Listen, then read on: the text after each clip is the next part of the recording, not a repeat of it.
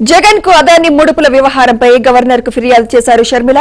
విద్యుత్ కొనుగోళ్ల ఒప్పందాలను రద్దు చేసి చర్యలు తీసుకోవాలని కోరారు. ప్రస్తుతం షర్మిల మాట్లాడుతున్నారు. ఆ లైవ్ చూద్దాం. అదాని గారికి ఆంధ్ర రాష్ట్రాన్ని ఇచ్చే ప్రయత్నం చేశాడు జగన్మోహన్ రెడ్డి గారు.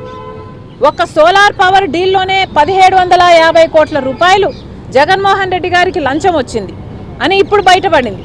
కానీ గంగవరం పోర్టు 10% గవర్నమెంట్ వాటాని జగన్మోహన్ రెడ్డి గారు అప్పనంగా 9000 కోట్ల రూపాయలు విలువ చేస్తే అదాని గారికి 640 కోట్లకే అమ్మేశారు.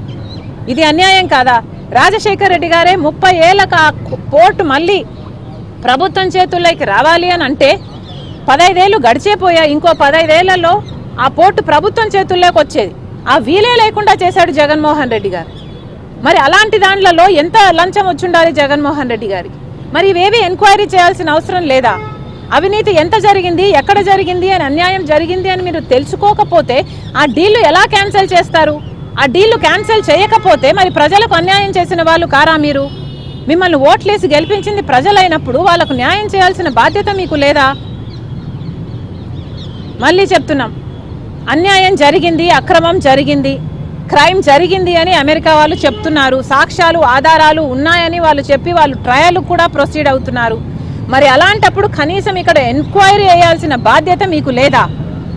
వెంటనే ఎంక్వైరీని కమిషన్ చేయాలని చంద్రబాబు గారిని డిమాండ్ చేస్తున్నాం.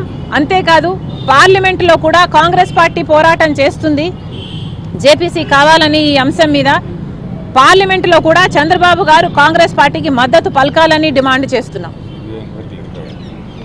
Thank you.